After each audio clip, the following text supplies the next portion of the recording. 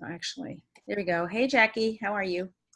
Good evening, everyone. Today is the 17th of June, and we're talking today about goal setting. We're going to be talking about a whole series of different things. We started last week about, actually, I'm going to put everybody in on mute if nobody minds. There we go. And then at the end, I can always unmute you if you wish. And if you have any questions that you want to ask, you can type them in the chat. Okay, so we're talking about goal setting, and this is actually a 12-week course that I'm going to be giving. Last week was the first week. This is week 2. We're going to be doing 10 more weeks.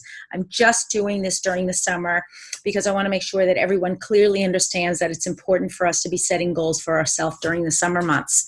Sometimes what happens is we get very busy with other things. We have vacation time or kids at home or maybe grandkids, and we're just kind of thinking, I'll wait until September.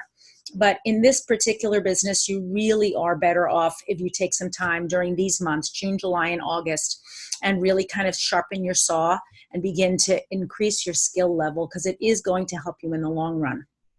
So tonight I'm talking about goal setting, and I'm talking specifically about 2 aspects of goal setting. One is taking the steps that can help you get started on your goals. And the second thing is getting started, keeping some agreements with yourself. So hold on a second. Let me share my screen with you.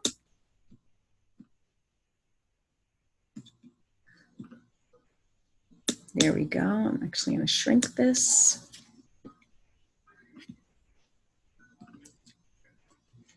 Today's presentation, as you know, is sort of one of a 12-part series. Tonight is part number 2, and I actually should have put that up as a screen, but I did not, but I will do it next week. Okay, so I want to say thank you to our Presidential Diamond team. This is an amazing group of people. What I'm doing tonight and over the next 10 nights, next 10 weeks is going to be really almost like one-on-one mentoring. Yes, that's my telephone ringing from my house. If you could, hold on one second. If we have anything, excuse me one second.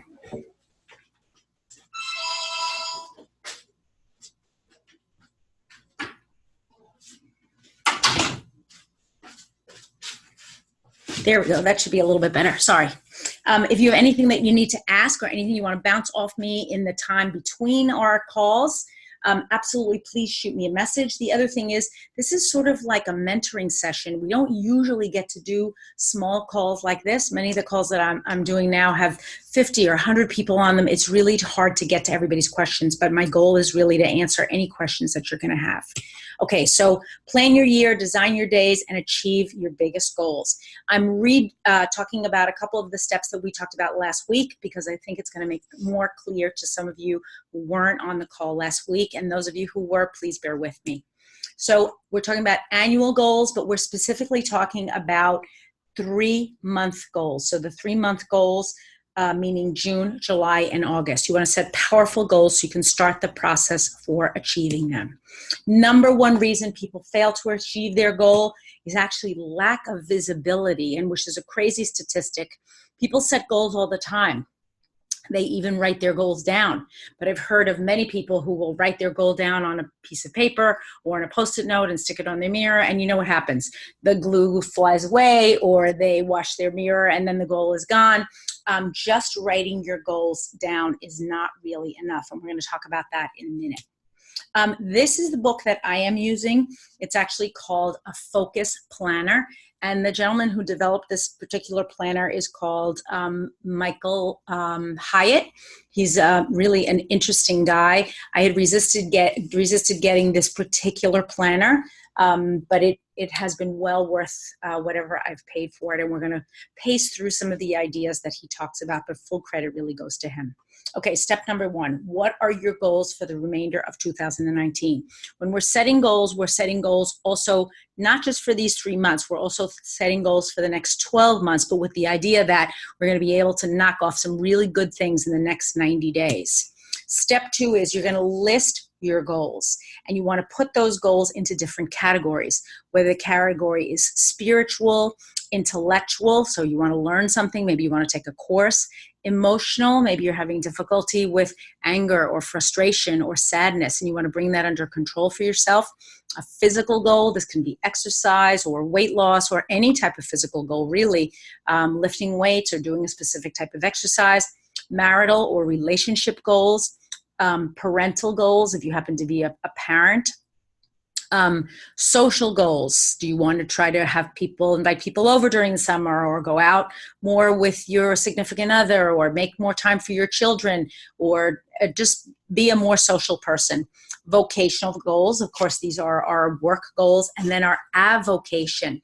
You might be I don't know, a fisherman or a fisherwoman, or a skier, or an ice skater. I don't know what your goals may be or what your avocation may be, but maybe you have a goal to get better, even though it's not the season to do it. Maybe it has to do with swimming or something specific to the summer. And then finally, financial goals.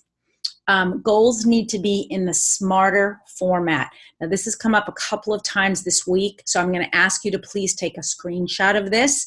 They need to be specific, not general or vague. I'm going to give a bad example first. I want to learn photography, versus a good example, complete John Gringo's course in photography. They need to be measurable. Quantify the results you want by adding a number, a dollar figure, or percentage. So bad example, earn more money, versus earn $10,000 more this year than I did last year. They need to be action-oriented. Don't start the goal with a to-be verb. Use an action verb. So bad example, be more consistent in blogging, versus write 2 blog posts per week. Goal needs to be a little risky. Your goal should be in your discomfort zone. For example, increase sales by 3% versus increase sales by 15%. You should really feel a little bit of a, wow, that's a challenge for me. And it doesn't mean that every goal has to be at your absolute outer limit for that goal, but your goals do need to be a little bit risky. Your goal also needs to be timed. It needs to have a deadline. So lose 20 pounds, not a great goal, but lose 20 pounds by April 1st, 2020. Okay, that's a reasonable goal. Exciting. A goal should be personally exciting or compelling to you, and we're going to talk a lot about that tonight. So take a 1-week vacation. Great. Most of us have taken a 1-week vacation, versus take a 1-month sabbatical trip to Spain to build my team in a new market. Now, doesn't that seem really exciting? Goal also needs to be relevant, appropriate to your season in life. So bad example, this is a mother of 3, maybe with a new baby, go back to school and get my MBA. Probably not the best idea, versus complete an online course in strategic planning. So when you're setting up your goals, you're writing your goals, please make sure they're in the SMARTER format. Last week, I was reviewing some goals with some people, and I'm getting 2 different kinds of goals. I'm getting the first kind, which are just super vague, like I want to lose weight, or I want to be a better mom, or I want to travel more. Too vague. No specifics. Or I'm getting what I'm calling the laundry list goals, which are things like put up curtains in my living room, make sure that all my silver is polished, check my children's homework every night. Those are more to-do lists. Those are not goals, because you need to be able to motivate yourself to do this thing, and it's got to have steps to it. Okay, so I want you to take this in. Perfection is a fancy word for procrastination.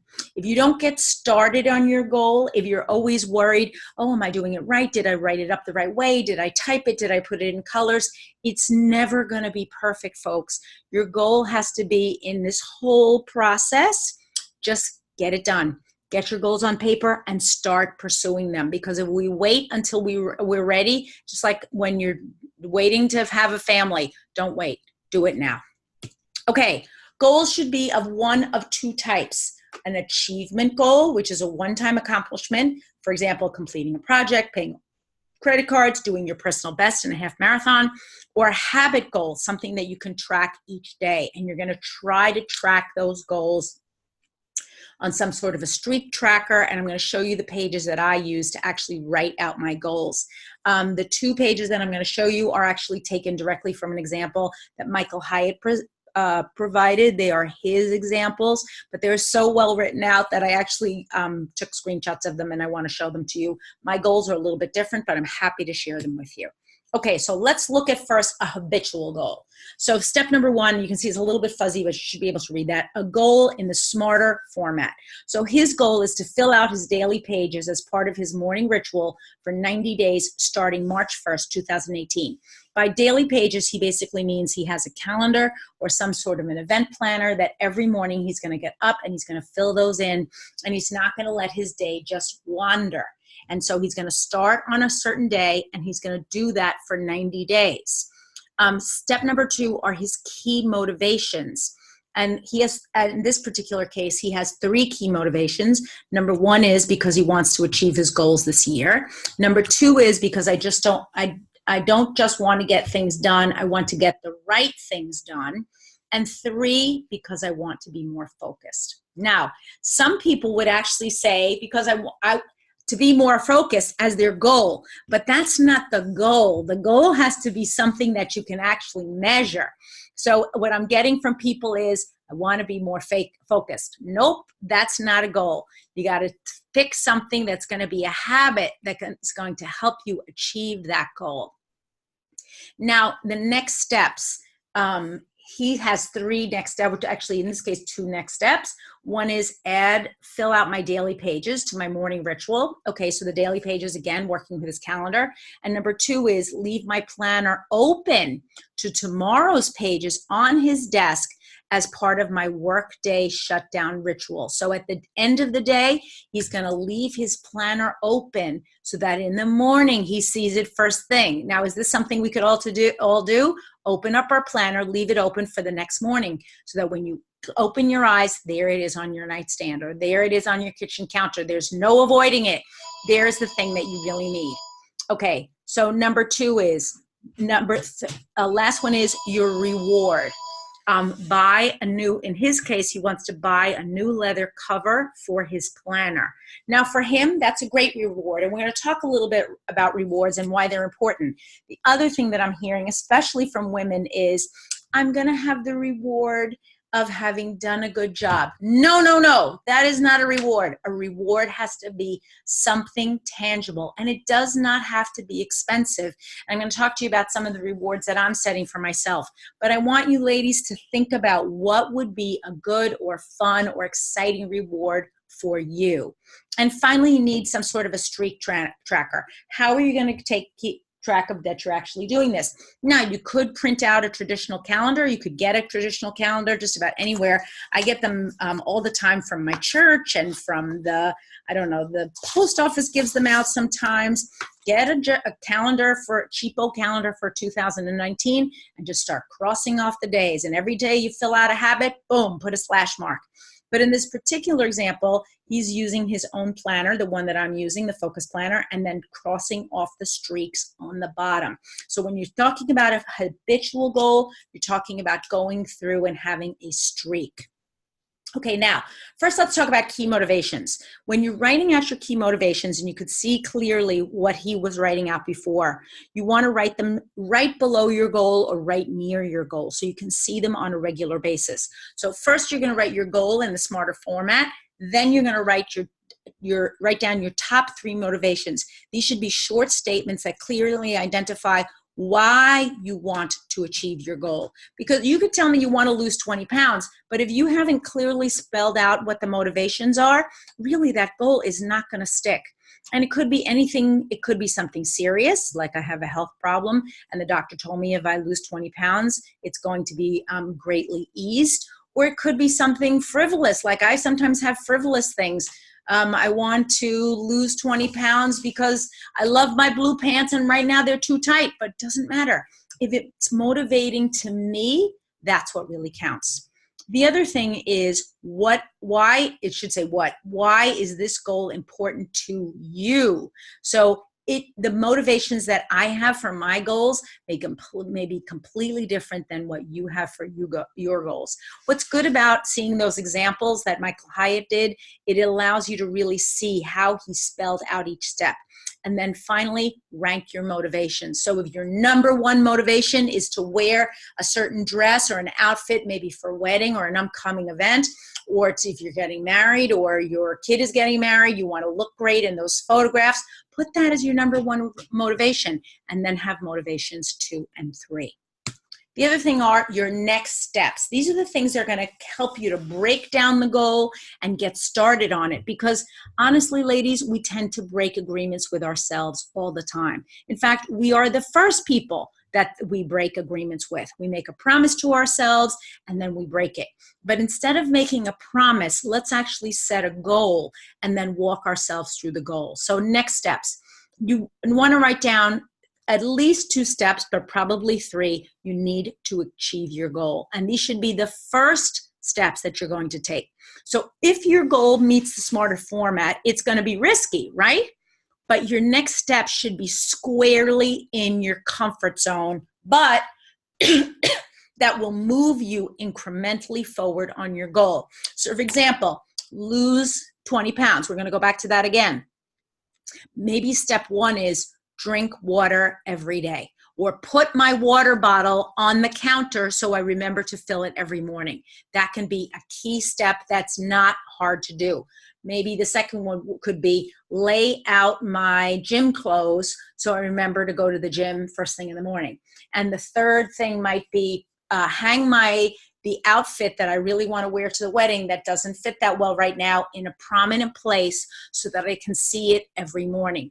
Those are 3 steps that you can easily take, you can take right away, and they give you that sense of, woo, I can do this. However, do not list all the steps needed to complete your goal. You're not trying to get a laundry list. We don't want your to-do list. You're going to have your to-do lists on your everyday working calendar. We're going to talk about managing your time. We're going to talk about time blocking this summer. We're going to talk about self-mastery. All of these things are going to help you to achieve your goals. And by the time you get to the end of 12 weeks, I hope you feel super powerful and ready to take on the fall. Here's the other thing that I want to remind you of.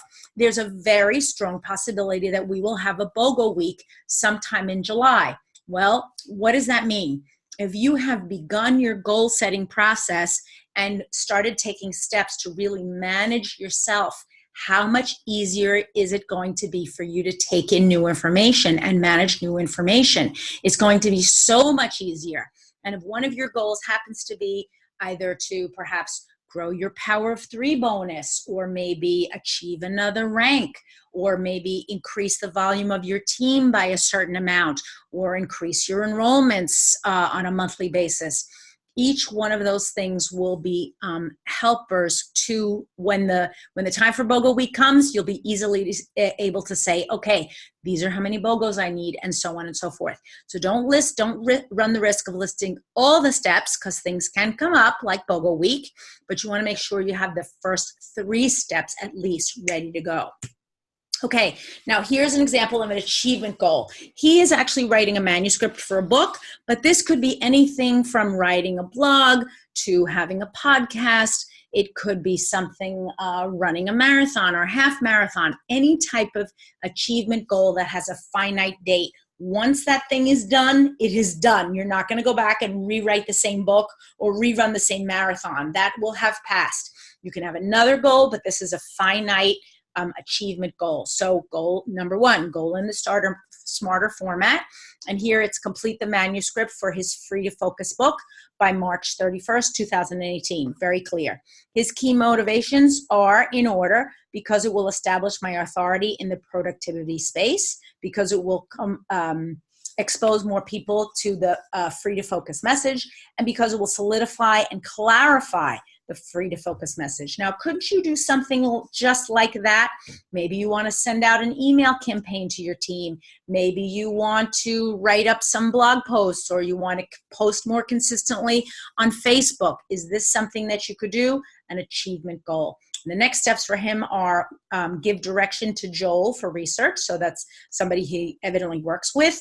finalize his outline, and set up files on the computer. None of those are super hard, but all of them can be very productive in terms of getting him to the next step. His reward for finishing the manuscript, now this is not getting the book published, this is finishing the manuscript, is take Joel and Megan to dinner. So I guess Joel is his assistant, maybe Megan is his other assistant, or Joel's wife, I don't know, but he's going to take them to dinner. But does he use the streak tracker? No, because it's not a habitual goal. Here's the other thing I want to throw out there. Once you've done a habitual goal for 90 days, it is usually well established. You might actually begin to check off some of those goals. So for example, one of the goals that I'm working on right now is drinking more water. And actually specifically drinking 64 ounces of water every day for the next 90 days. And I started on June 3rd, which was my birthday. What's interesting about that particular goal is I'm already, and I'm only about 2 weeks into the goal, beginning to think that by 90 days, I will have established this as a habit and I'll be able to remove it from my list of goals. But what a great thing to be able to think, I'm actually achieving something it's been nagging at me for the longest time. So just even that gives me a thrill. But you want to make sure that you're clearly separating your achievement from your habitual goals. Okay, don't underestimate the power of written goals. So this was something we talked about last week. Dr. Gail Matthews, a professor at Dominican University, did a study with 267 participants, and she found that people with written goals were 42% more likely to achieve them. I'm not going to go through these results because they're a little bit too detailed, but I am going to show you the chart that she came up with. And so if you look at the far left, group number 1 were people that had unwritten goals, just completely unwritten. They never just kept them in their heads, I guess. And then if you look at the far right, those were the people that not only had written goals, because all the middle people had written goals also, but they actually did a progress report either for themselves or that they sent to someone else. But the idea was they looked at their own progress. How far along am I on that goal? They didn't just post the goal like a post-it note on a piece of paper and then never look at it again. They posted it and then they kept track of it. And they said to themselves, okay, just like the streak tracker, right? A progress report. How am I doing?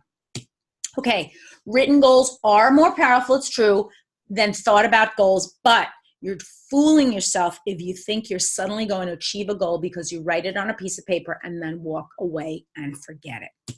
Okay, 90-day achievement cycle. By focusing on a 90-day achievement cycle, you aren't overwhelmed by planning and tracking 12 months at a time. And because we work in sales, folks, we can clearly see in which direction our team and our life is moving. And I want to believe that if you're able to achieve any goal, even if it's drinking water, it's going to spill over in other areas of your life. Here's the other thing. As we look at achievement, and we're all high achievers. Anybody who's on this call, I know, or listening to this call is a high achiever. We tend to look at the things that are undone. But if you're able to knock something off your list and really achieve it, what a wonderful thing. Because then you can begin to think to yourself, you know what? I did it. And that's a really successful and wonderful feeling. Okay, write a smarter goal. So I want you, each one of you that are on tonight, to write a smarter goal. I want you to direct message me your goal, please. Any format, send it via email. You can text message me. You can send it via Facebook Messenger. And then I want you to go to Elena Yordan on Instagram or Facebook, because I know some of you are not on Instagram. Follow if you're not already following. If you are already following, please post a comment about what you learned today and tag 2 friends, okay? So you got to write up the goal. You got to go to one of the social media places, post a comment, and tag 2 friends. I hope that's clear, because last week, I have to say, our winner of our prize was going to be announced, I think, tomorrow. I don't think she was announced today. Won because she did all the steps. I think it was announced already. So Jackie Prescott, congratulations. You were our winner for last week because you actually did the things that we wanted you to do. Some people posted and tagged 20 friends. but they didn't do the first part of the exercise. So again, write up at least one goal for me, or if you want to write them all up, fabulous. I'd love to see them. And I'm happy to review them with you to make sure that they're in smarter format. I had a lovely breakfast this morning with one of our team members, and she was very kind to show me her goals. We didn't get through all of them, but we actually tweaked them a lot because the smarter format can be a little bit tricky. And we were basically boiling the goals down, getting them down to their exactly what the goal is so that you can begin to achieve certain things. Okay, so this was the post last week. We gave away the small diffuser. We had someone post a diffuser recipe, and the winner last week was a young lady named Betty Lowe. And we're posting this week's, I think it just got posted tonight or earlier this afternoon. They won a box of yoga oils, which is really kind of nice. And then next week, I don't know what the gift is, but we'll be posting that probably tomorrow. Okay, so you're going to see this. Something says this giveaway's over. Stay tuned. The next one's just beginning. Announcing the Wellness Box program. I'm not going to be talking about this tonight, but I am going to be talking about it over the next few weeks. If you go to ElenaYordan.com, you scroll down on the homepage, just scroll down to the bottom, you're going to see an image, and that each image is pre-calculated to be at least 150 PV, and that's key for you to be building your Power of 3 bonuses. What's the cool thing about this? You don't have to do any thinking. You can basically look at the image, take a screenshot of it, text it to your whole team, and say to them, these are the oils I'm recommending for June for celebrations. When we say celebrations, we're talking about things like baby showers, graduations, weddings, confirmations, all the holidays and fun things that happen in June. Everybody has something that's going on in June. And so these are the oils that are going to help you get through it in a really healthy, happy way. And then finally, if you're in another market, you're not in the US and you're listening to this as a recording, we will be editing and teaching about the monthly LRP for your market. So the wellness boxes for different markets will absolutely be developed, but this is the one in English for now for the US market.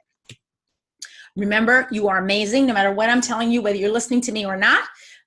It doesn't matter, and you're going to be just fine whether you set a goal or you don't, but I'd love to bring you along with me on this journey. I really would. So please take the time, hopefully this week, to set your goals. And then finally, thank you for being here. Okay, now I'm going to stop the share. Whoops. Great.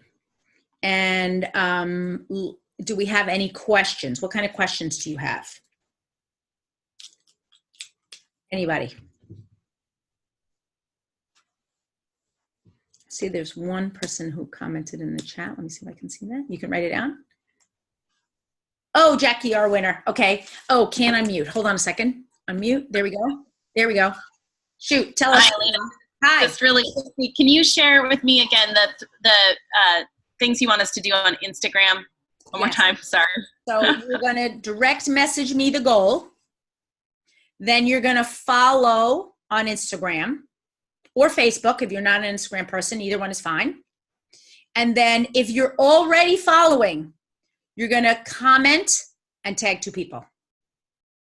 Because this is going to be posted on a Facebook page. So for example, if you were to go, one of the places it's going to be posted is Oil Camp Alumni. I think most of you are on Oil Camp Alumni. So for example, you would go to Oil Camp Alumni, find the post about this, and then you're going to comment and tag 2 people. Thank you, Chantal. I see you wrote it at the bottom there. Yes, this is being recorded. And then we usually post it on 5 or 6 different Facebook pages. But the 4 main ones are Oil Camp Alumni, Team Power Diamond, doTERRA Founders, Diamonds and Beyond, which is a page from Asia, which you probably are not on. And the other one is I think the Goyles, Essential Goyles team. And I'll be posting it on Team Oleo. Let me write that down. Okay. Any other questions? Okay, so next week we're going to be talking about 3 things, and I'm going to type them in the chat. We're going to be talking about self-mastery, right? how in control are you of yourself? Do you have your work week down pat? Do you have your daily routine down pat? Are you in control of yourself, or you're just letting yourself flow free because you're a free spirit? Now, I realize some people are more regimented than others, but if you're going to do this as a business, or you're going to share essential oils, you need to have mastered yourself. So number one is self-mastery. The second thing we're going to talk about next week is something called process mastery. So process mastery means, have you mastered the process or the processes of this business? Do you clearly understand that you need to be enrolling people, you need to be setting up appointments, that there are appointments that you can set up during your day? How are you managing your time? And that, a lot of process mastery goes back to time blocking. We may mention time blocking in there for a little bit, but I want to make sure we clearly understand self-mastery and process mastery. And then over the next 10 weeks, we're going to talk about something that is called influence mastery. And the influence mastery basically is a process by which we clearly understand how we influence others. Your team will never grow beyond you if you do not also grow. And your influence mastery is a whole set of circumstances. It's everything from how you speak to people, the way you show up, the way you are either on time or late, how well you listen, and really how well you serve. So next week, we're going to be talking about those three topics: self-mastery, process mastery, and influence mastery. We're going to mention what they are. We're going to spell them out a little bit more. But our main concern next week is going to be self-mastery. And we're going to continue to talk about goal setting and how self-mastery is important in terms of goal setting. Because if you haven't mastered yourself, you're not going to be able to master your goals either. That makes sense to everybody? Can you give me a thumbs up? Whether you're in a screen, okay, or just press in your chat, you can give me a thumb. I would really appreciate that way. Or in the chat, just tell me a yes, that makes sense. Okay, thank you so much. Any other questions? I really want to make sure that your time is, that I'm valuing your time. This is short, but I want to make sure that you're getting out of it what you need. And I'm here really for mentoring. This is kind of an unusual setup that we have, that we're able to, kind of chat one-on-one. And if you have a specific question and it's maybe too personal, please just reach out to me. This is a small enough group. I'm actually going to take a screenshot, if I can, of everybody who's on tonight, so I get a sense of, whoops, here we go. I want to get a shot of everybody who's on, because we have some new people on today, it looks like, which is great.